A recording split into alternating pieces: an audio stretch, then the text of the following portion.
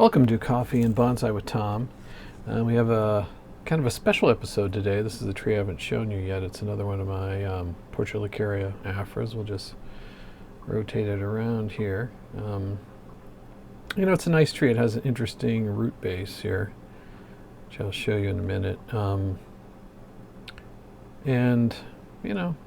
quite fond of it. I really like the tree. It's not too big. You can see by my hands. I'll bring it in so you can sort of see, there's the interesting root base. It's got some nice flare and probably got some soil there I need to get rid of. And on the back side, I quite like it, and it's got a lot of surface roots too that kind of snake around and cover the surface, which I'll show you here in a minute. But the reason I'm looking at this tree, it obviously needs a prune, and I was getting ready to do that. But I was recently on a vacation, and I had set up an automated watering system. I thought it was quite clever. And I don't know if you can see it, but a lot of the leaves here, let me bring it in, they're quite wrinkled. You can see this and this. And so I kind of, normally I think, well, it needs water, right? But, they also exhibit the same kind of symptoms when they have too much water. So what I want to do with this tree is what I call a safety check. I've kind of learned over time the best thing to do if the tree was super healthy, growing like quite well, and then it just sort of abruptly changes direction, and you don't see any insects or anything on it, which I've checked it out and I don't. It's quite likely that you might have some problems in the roots, right? And if you just pull the tree out of the pot, see what's going on and put it back in without disturbing the roots much, it's really not very stressful to the tree at all. And these trees don't mind that much stress anyhow. So we're going to have a look at it because I'm quite concerned. What I normally do is just kind of turn it this way, and you'll see all the surface stuff falls off. Now I didn't have this one wired in. I think I've done a technique I've shown a few times where I just sort of most of the time I don't wire it in. I guess we'll see what I did here, but anyway, we'll take that off, and let's have a look at. See, now this one has it's sort of a domed, and if you look at the side of the pot, right, it kind of curves this way. So, I'm quite sure the way this thing's been growing well that the roots have, I guess it's called compacted, right? They probably filled all this soil, and it's going to stay together. So it might be hard to get out of here, but let's just kind of give it a slight wiggle and see. Yeah, it's not going to want to come out. So. Let me get something to sort of go in here and loosen it a bit. I have one of these. I don't know what they're called. Let me show it to you.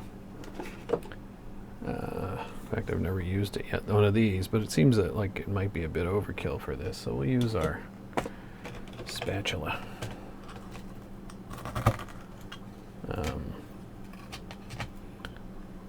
And I sort of, you kind of try to get under there and pry it a little.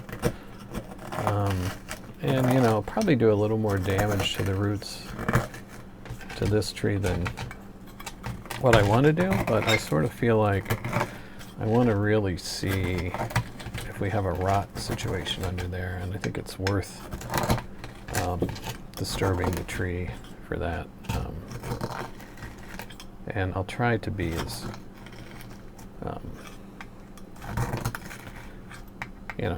caring as possible, because I really don't want to disturb the tree more than I need to, but I really want to know what's going on in there, because, I've kind of spent a little bit of time with it now, and I don't want to lose this tree. So, let's see, I've kind of gently pried it up, and it certainly has a lot of healthy looking roots, I would say there. That looks pretty good. So let's see. And I will, they are kind of moist.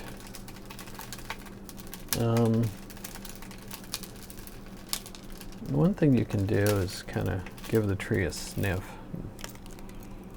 It smells quite healthy, so I don't think we have any big problems here. So I'm just going to kind of cut off some of this long stuff on the bottom. Not much, just a little bit. It's got plenty of roots, so I'm not concerned about that. I'll take a look here and see anything that... Now they all feel pretty healthy, so I think we're okay. So let me just take those roots and kind of get rid of them. Now there's quite a bit of soil in the pot still. And maybe a lot of that happened when I kind of got it out of there, but let's have a look. Looks to me like I'm just trying to get the loose stuff out. You know, I'm not really seeing a lot of evidence of trouble in here. So I think what we'll do is simply just put the tree back in the pot, and I think you know, maybe I was just being a bit paranoid about what I thought was a problem, and maybe we're fine. I'm trying to look and see, do I want it this way? I kind of like this line here, embracing sort of imperfections.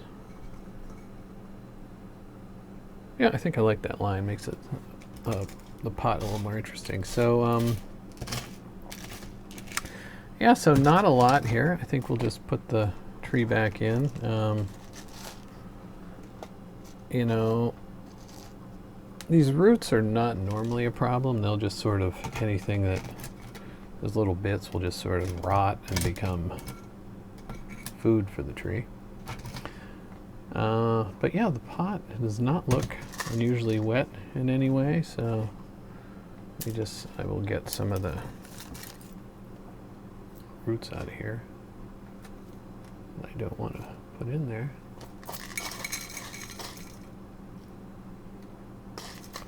I don't mind some in there, but I don't want to cause too much of a problem. And again, we'll just reuse the soil because, I don't know, it looks fine to me. May have to augment with some other soil, but I think it'll, for the most part, be just fine. So I'm just creating a little mound here.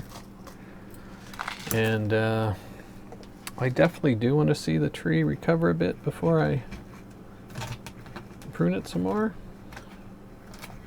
So I'll sort of screw it down on there. Maybe take this opportunity to reposition it a wee bit.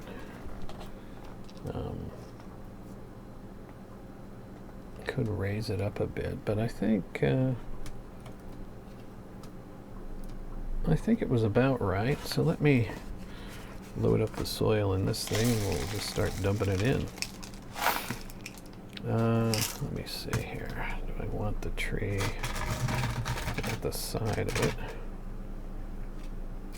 I think slightly forward, maybe, like that.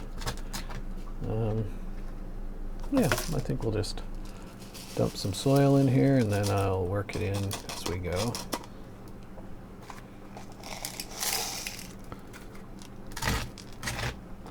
Just got to be able to hold it in place. Okay. And let me get my chopstick and just sort of, you know, first push it in a little bit. Let's see. How do I want the tree? I think I want the tree about like that. And I'm not going to be too rough with this because I've already kind of disturbed the soil a fair amount.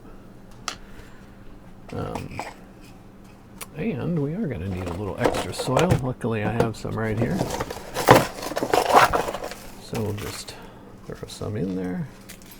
Sometimes it's easier just to push it around a little with the chopstick to kind of fill it in. I need a little more here. And along the back here.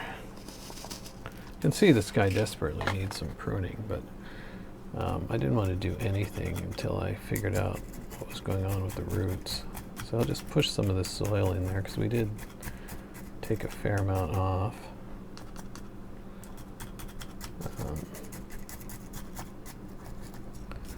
And you know, it looks kind of like I'm jabbing, but I'm quick, but then not pushing. Right? As soon as I hit something, I sort of stop.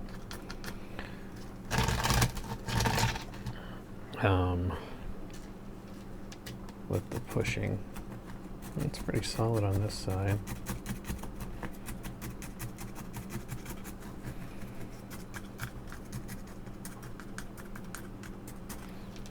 And I kind of like to finish these off. I mean, that looks okay, but I have this very fine looking soil, and I don't even know where I got this, but it's a very, it's almost like, it's like a calcified clay, but it's nice and small, so I think it looks kind of good on these, and it provides a, you know, it hides the white perlite, and it's small, so it kind of fills in a lot of these spaces, right? So let's see, I'll work that in a little bit. Here to some spots, just kind of gently getting it in there. Lifting the, you can see like in close to the trunk, I definitely wanted some.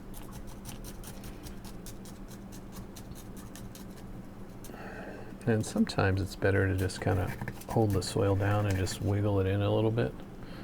Like if you find a free spot to kind of get it in there. So yeah, we'll be doing some pruning to this guy at some point, but oh, look at that, I found a wire. But I first want to get it in good health first. And so sometimes, I don't know if you can see that, I sort of put my fingers like this and just sort of hold the soil down and gently kind of push it in a bit. Yeah, so, and then I kind of go in the edge here. So I definitely don't want any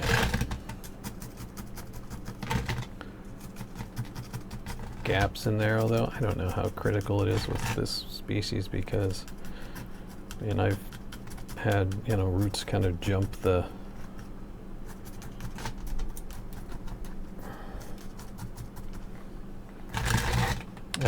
I've seen them jump across air. Okay, so I think I'm going to take some of these white pumice pieces out because, you know, they're just too big. Don't look that great. And given how quite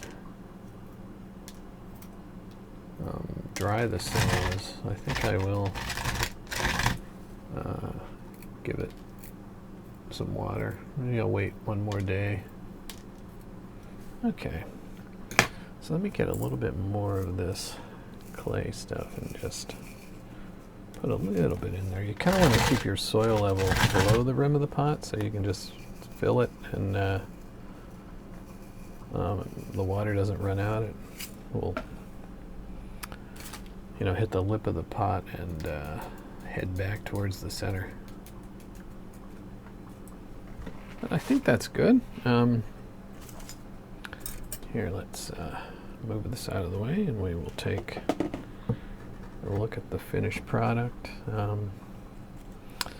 think I'll do a couple of trims. Like there's some stuff here that's just never gonna, we just don't want that straight down. And there's also a lot over here that I'll have to work on over time, but for now, you know, just do a quick neatening and then we'll move on. Yeah, I don't want to get too carried away. I'm going to wait for the tree to recover. So there we go. We'll take a spin. Like I said, this is what I just call a safety check. And I didn't really do much other than pull the tree out of the pot, make sure there weren't any serious problems in there, and then put it back in. And go from there. I mean, I've seen many times where I do find a problem. I've done this before, and not on Portulacaria but other trees, and found root rot, and then you can cut it away, and you can often save the tree, but you have to get on it much sooner rather than later. So that's it for today. Again, this was one of my Portulacaria Afras. We'll cover more in a future video. And thanks for joining me, and enjoy your week.